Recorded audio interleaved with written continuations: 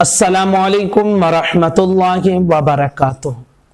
हमारे बहुत सारे साथी ये सवाल करते हैं कि कुछ लोग ऐसे हैं कि अगर उनको ज़कात की रकम दी जाए, हालांकि वो ज़कात के मुस्तहिक होते हैं, तो वो ज़कात का पैसा नहीं लेते हैं।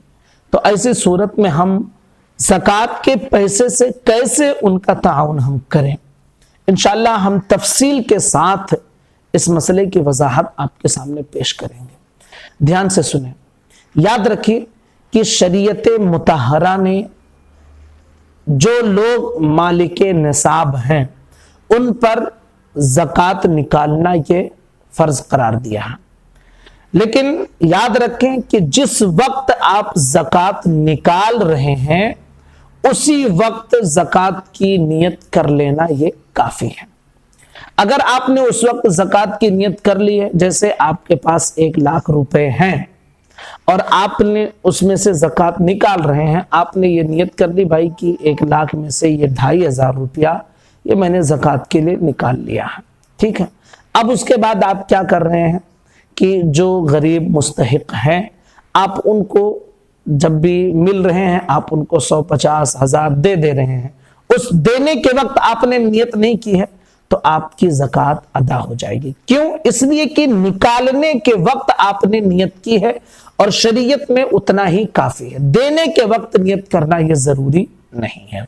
तो अगर हमारे कुछ रिश्तेदार, हमारे पड़ोसी, हमारे यार दोस्त, जानने वालों में से, मिलने जुलने वालों में से अगर कुछ लोग ऐसे हैं कि अगर उन्हें ज़कात की रकम कहकर दी जाए तो वो शर्मिंदगी महसूस करते हैं, लेना पसंद नहीं करते हैं, तो भाई आप अपनी ज़कात की रकम जब निकालें तो उस वक्त ज़कात की नियत कर लें और जब उन्हें देना हो तो कुछ और कहकर दे दें।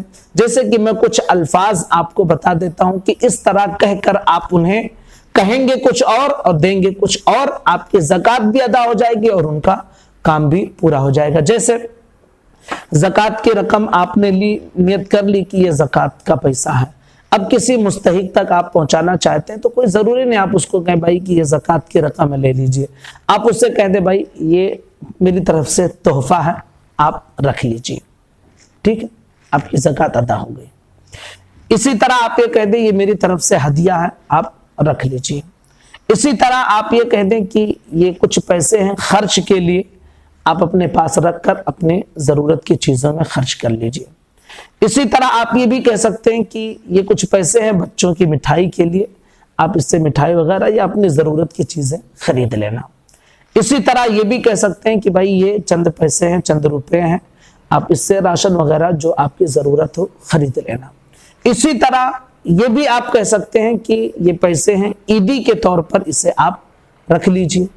इसी तरह आप ये कहकर दे सकते हैं कि ये पैसे हैं इससे ईद के लिए बच्चों को कपड़े दिला देना, ईदी में ईदी दे देना बच्चों को, इस तरह कहकर आप उन्हें दे सकते हैं।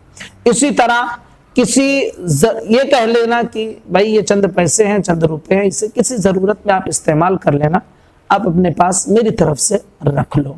इसी तरह यहाँ तक कि शरीयत गुंजाइश देती है कि आप उसे कहें कि भाई ये पान वगैरह खाने के लिए आप अपने पास रख लीजिए, आप अपनी ज़रूरत में इस्तेमाल कर लेना। इस तरह आप कह सकते हैं। ईद का सामान खरीद लेना, इस तरह भी आप कहकर उन्हें दे सकते हैं। इस तरह के जो अल्फाज आप बारे शरीयत में भी देखेंगे तो चंद अल्फाज का वहाँ जिक्र भी मौजूद है कि इस तरह अगर कहकर आप ज़कात दे रहे हैं तो आपकी ज़कात अदा हो जाएगी। इसलिए कि शरीयत में एतबार ये है कि जिस वक्त आपने निकाला था उस वक्त आपने ज़कात की नियत कर ली थी और जब आप दे रहे हैं तो उस वक्त ज़कात की नियत करना यह ज़रूरी नहीं है। तो जब उस वक्त देने के वक्त ज़कात की नियत करना ज़रूरी नहीं है तो आप कुछ भी अल्फाज कहकर उन्हें दे सकते हैं, आपकी ज़कात अदा हो जाएगी और उनका काम भी हो जाएगा। तो उम्मीद करता हूं कि यह मसला आपकी समझ में आ गया होगा। मैं गुजारिश करूंगा अपने तमाम जानने वालों तक इस क्लिप को पहुंचाएं ताकि सही तरीके से लोग सही मसले को सीख लें। अस्सलामु अलैकुम वरहमतुल्लाहि वबरकातुहू।